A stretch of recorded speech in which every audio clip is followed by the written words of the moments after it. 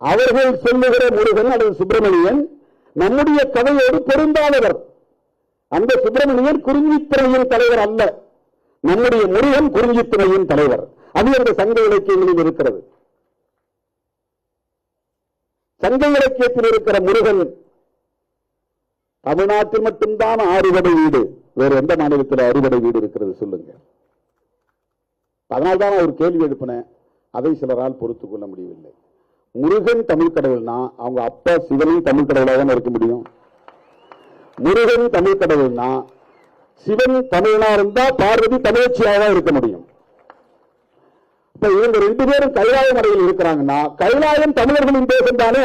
அப்ப ஒட்டுமொத்த இந்தியாவும் தமிழர்களின் தேசம் தானே.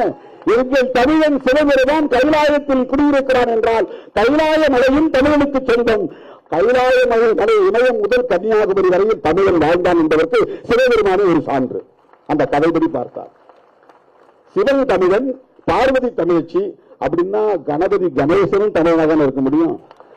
ஏன் கணேசனை தமிழ் கடவுள் நீங்க யாரும் சொல்றதில்ல? இதெல்லாம் லாஜிக்கா கேட்டா அவனுக்கு கோபம் வருது. எங்களை மட்டும் ஏன் அசிங்கப்படுத்துறான்? இந்த கதைகள்லாம் வேறு மதத்தில் இல்லையே.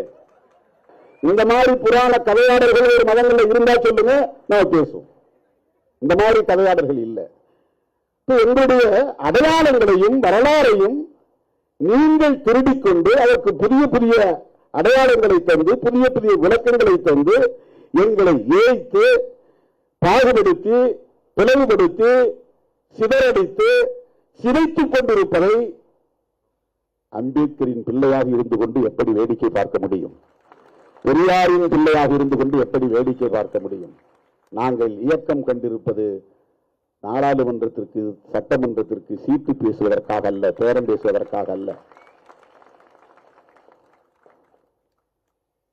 நான் திடீர்னு தேர்தல் பாதையை வேண்டாம்னு சொன்னாலும் சொல்லிடுவேன், என்னைக்காக ஒரு நாள்.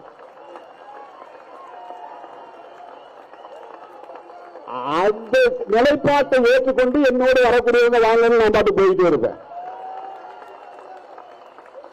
இவங்க நம்மளை சராசரியா எடை போடுறாங்க.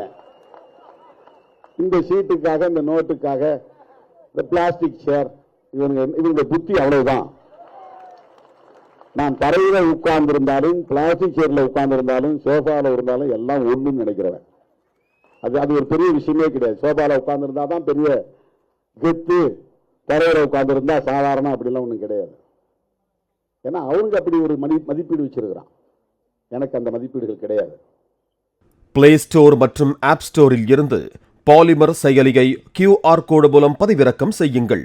செய்திகளை உடனுக்குடன் பெறுங்கள்.